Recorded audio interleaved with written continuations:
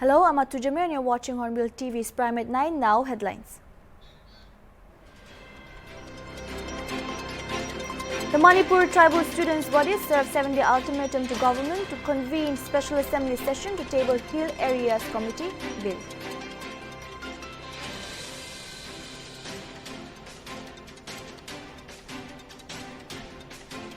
The Aam Aadmi Party announces its first list with 2022 Punjab Assembly polls. All 10 candidates are sitting MLAs.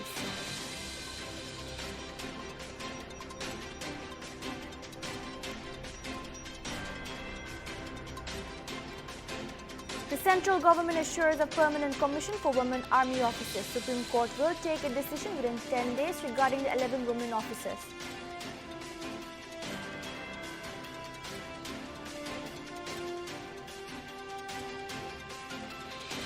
Opposition parties demand arrest of Kangana Ranaut and withdraw Padma Shri over her controversial remark. Congress has called the comments treason.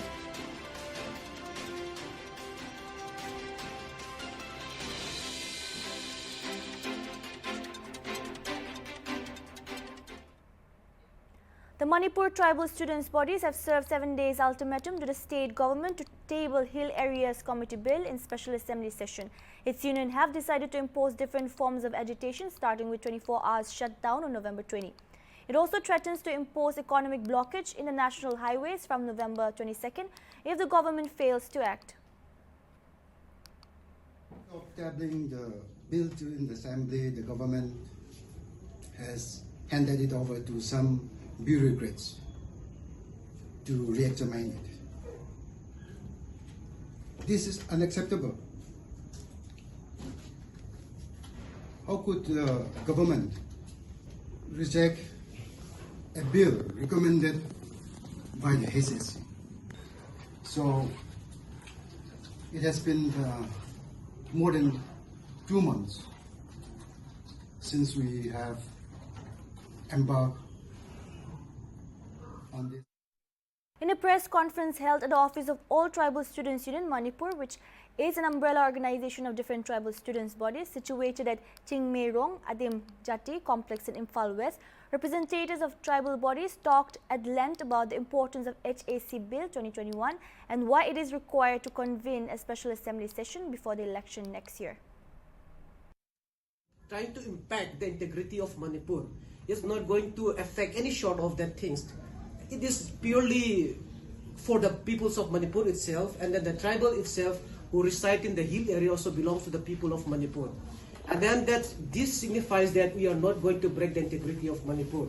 And then this is for the development of the people who are being live and reside in the hill area only. And then at the meantime, it's not only for the benefit of the tribals, it's the benefit of the people who are.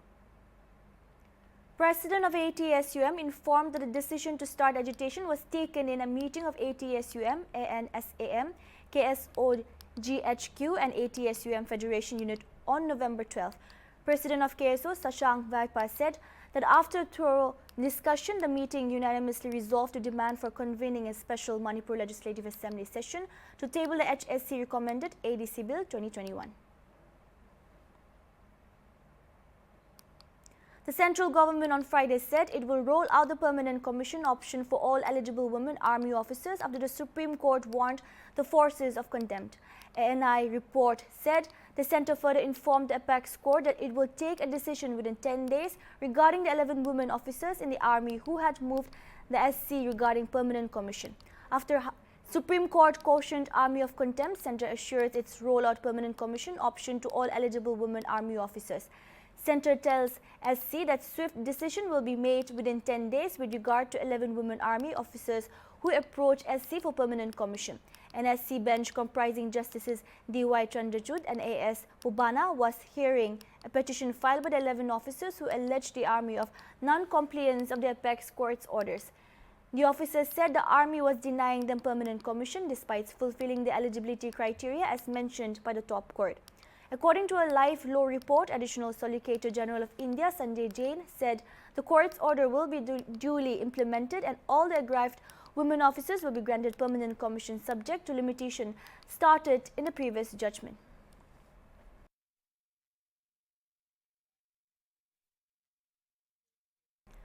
The Aam Aadmi Party on Friday announced its first list of 10 candidates for the 2022 Punjab Assembly polls. All of the 10 candidates are sitting MLAs. Senior AAP leader Harpal Singh Chima, who is a leader of opposition in the Punjab Assembly, has been given tickets from Dirba seat, while Aman Arora will contest from Sunam Assembly constituency. According to the list shared by the party on its Twitter handle, Saravijit Kaur Manuke will contest from Jagraon seat and Baljinder Kaur from Dalwandi Sabo.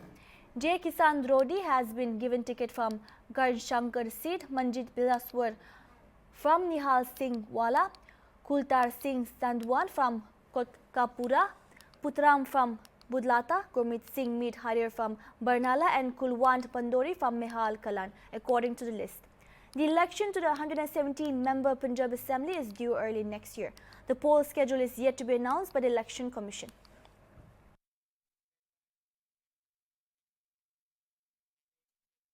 Nagaland's Chief Minister Nipuro today inaugurated the Acute Care Hospital block at the Christian Institute of Health Science and Research, Dimapur. The Acute Care Hospital block was constructed following the COVID-19 pandemic's second wave. It may be mentioned that the construction block was completed within 100 days. Deputy Chief Minister Y. Patton and Minister for Health and Family Welfare Department Pang Yu Pom also delivered speeches at the launching program.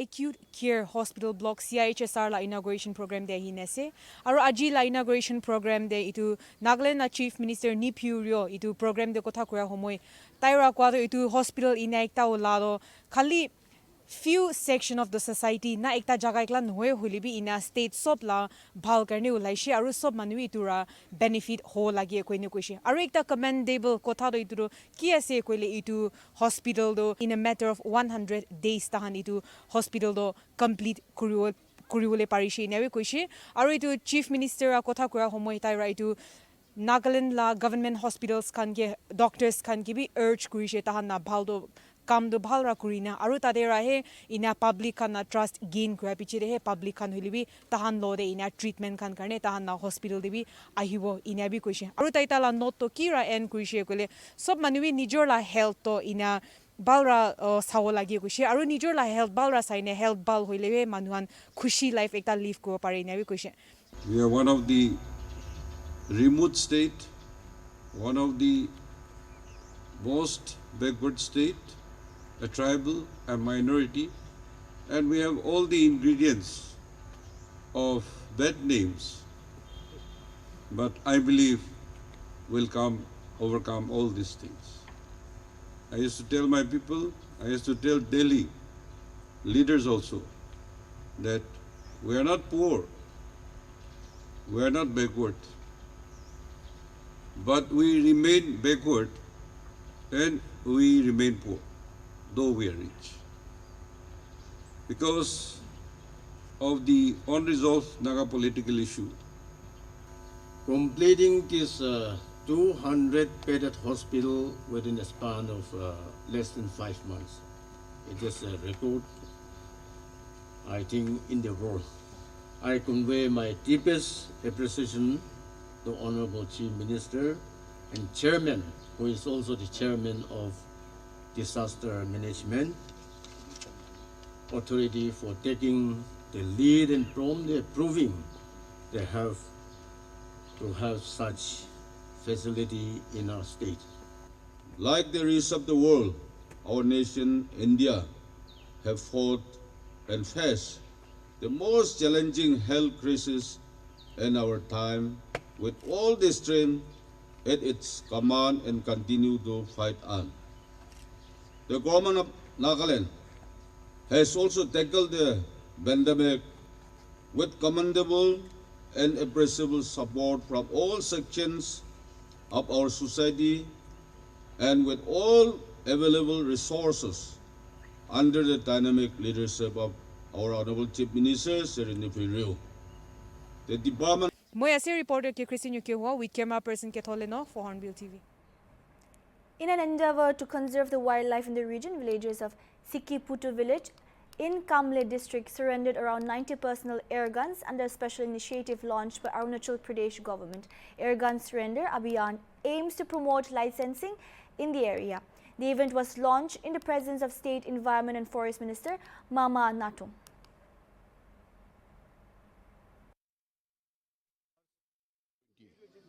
से शुरू हुआ तो because of this pandemic corona के चलते बहुत सा district अभी तक कवर नहीं हुआ और मैं पूरा विश्वास है कि पूरा डिस्ट्रिक्ट सर्कल में ये एयर गन एंड गन ये सरेंडर पूरा प्रदेश भर में जरूर होगा। हमारा फॉरेस्ट मिनिस्टर श्री अच्छी मामा नाथुंग जी तो उसने एयर गन सरेंडर अभियान उसने लॉन्च किया था, वही सुन के तो हम लोग भी युवा होने के नाते तो उसी सिलसिला में हम भी एक हमारा एयर गन वही सिलसिले में। Chief of Defence General Bipin Rawat at 14th Hacking and Cyber Security Briefing Cocoon hosted by Kerala Police on November 12 said that cyber crimes in India during COVID-19 pandemic have gone up by 500%.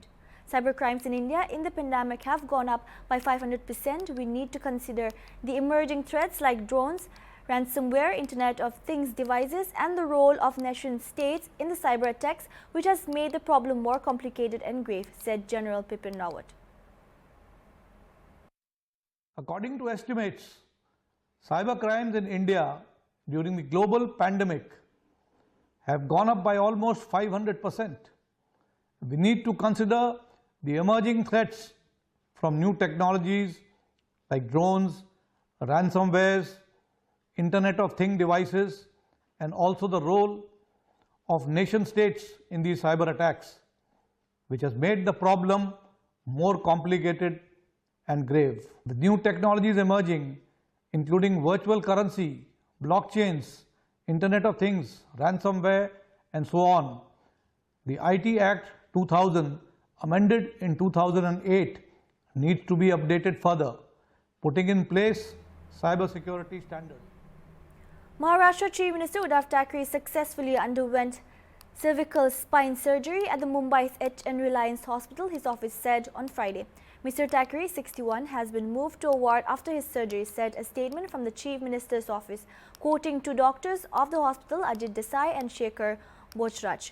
The doctor said he was stable during the surgery and has been doing well. The statement said Dr. Desai is a cardiologist while Dr. Bochraj is a spine surgeon. On Wednesday, Mr. Thackeray was admitted to the hospital on the advice of doctors after his neck pain aggravated. Earlier this week, he had attended an event wearing a cervical collar.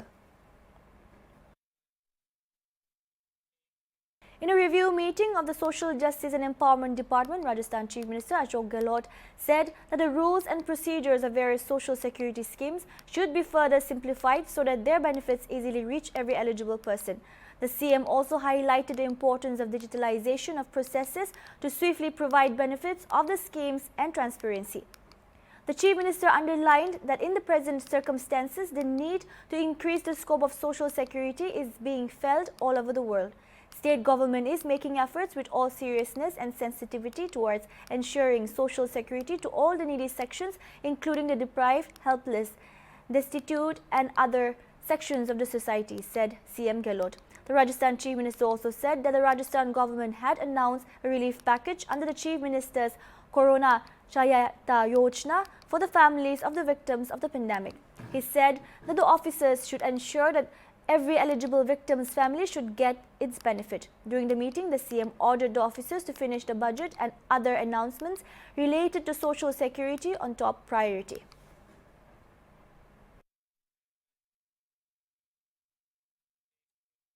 Bollywood actor Shah Rukh Khan's son Aryan Khan appeared before Narcotics Control Bureau to mark his weekly presence before the agency on November 12.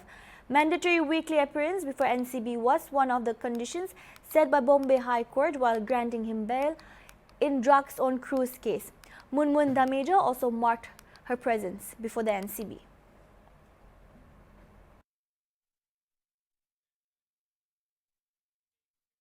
Foreign Secretary Harjvardhan Shringla attended Diplomatic Conclave 2021 on November 12. While addressing at the conclave, he said the national education policy aims at promoting premium education at affordable costs.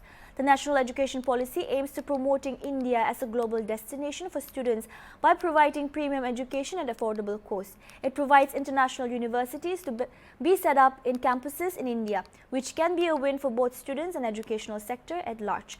There will be greater avenues for international universities to export partnerships with Indian universities to set up teachings, learning and research programs through micro-hubs, said Foreign Secretary Shringla. As I mentioned earlier, also aims at promoting India as a global destination for students by providing premium education at affordable costs. It provides for international universities to be set up in campuses in India, which can be a win-win for both students and the education sector at large. There will be greater avenues for international universities to explore partnerships with Indian universities to set up teaching, learning and research programs through micro-hubs at Indian university campuses. Senior scientist of Indian Meteorological Department R.K. Chenamani on November 12 said that low visibility is likely to persist in the national capital due to fog and smoke conditions. Delhi today witnessed low visibility due to fog and smoke conditions. Visibility was around 600 to 800 meters till 12 noon. Visibility to remain poor for the next 3 days in Delhi, said R.K. Chenamani. 6 नवंबर हुआ था, आज बिल्कुल ऐसा ही है और ये कारण रहा कि ह्यूमिडिटी बढ़ा है और टेम्परेचर भी 12 रिपोर्ट हुआ है 12.7 और दोनों एयरपोर्ट में सफदरजंग और पालाम में पुअर विजिबिलिटी रहा और स्मोक तो कंडीशन इंटेंसिफाई हुआ। आज का दिन का इवन 12 बजे तक जो है विजिबिलिटी ज़्यादा इंप्रूव नहीं हुआ, 600-800 मीटर चल रहा है, ठीक है। और इसका कारण मेन ये रहा कि जो नॉर्मली दिखाया गया है कि जब मेजर सिस्टम कोई दक्षिण भारत में क्रॉस करता है, आंध्र हो, तमिलनाडु हो, उसके वजह से हमारा जो दिल्ली का स्मोक कंडीशन हो ज़्यादा इंटेंसिफाई होता है। लास्ट जो नाइट से वही हम लोग देखे हैं। Hyderabad-based Bharat Biotech on Friday announced that the Lancet peer review confirmed the efficacy analysis of Bharat Biotech Covaxin. As per phase 3 clinical trials data, Covaxin demonstrates 77.8% efficacy against symptomatic COVID-19.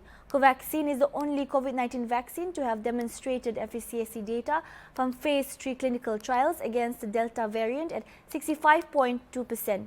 The official statement issued by Bharat Biotech said, citing the study by the Lancet, efficacy analysis demonstrates Covaxin to be 77.8% effective against symptomatic COVID-19 through evaluation of 130 confirmed cases, with 24 observed in the vaccine group versus 106 in the placebo group, said the company's statement. Further, it said that Covaxin will be 93.4% effective against severe symptomatic COVID-19. Safety analysis demonstrates adverse events reported were similar to placebo, with 12% of subjects experiencing commonly known side effects and less than 0.5% of subjects experiencing serious adverse events, it said. Efficacy data demonstrates 63.6% protection against asymptomatic COVID-19, 65.2% protection against the SARS-CoV-2, B.1.617.2 Delta and 70.8% protection against all variants of SARS-CoV-2 virus, Bharat Biotech added.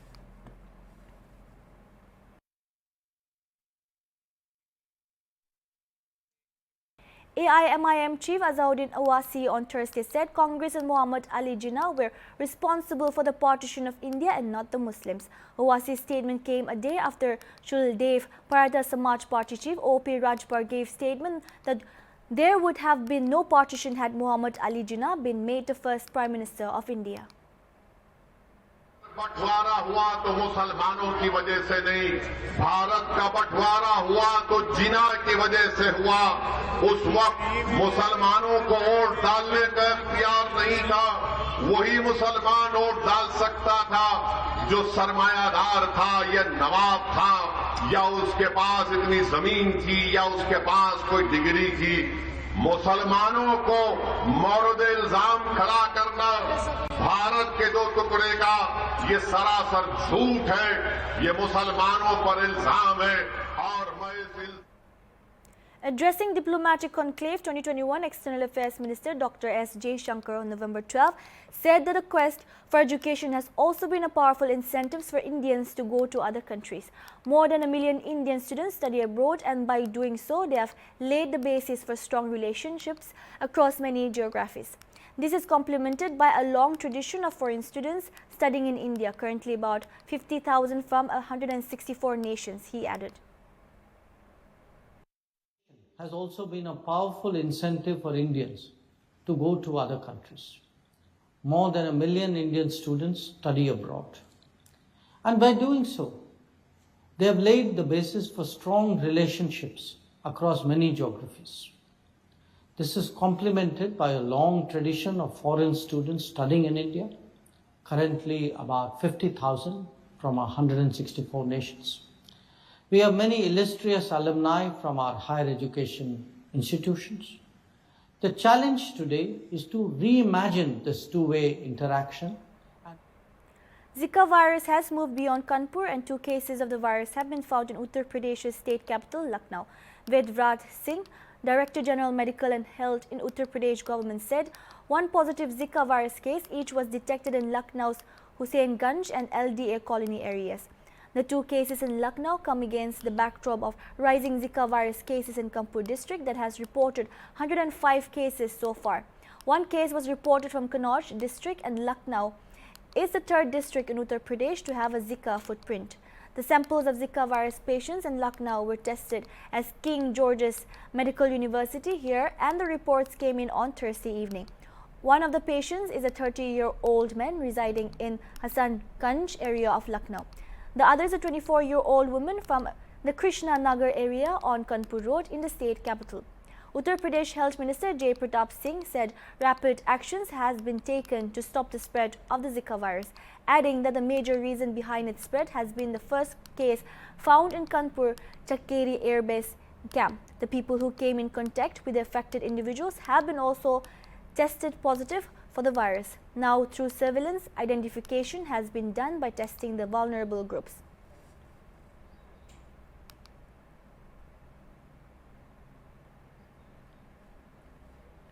That's all we have for now. Keep watching Hornbill TV.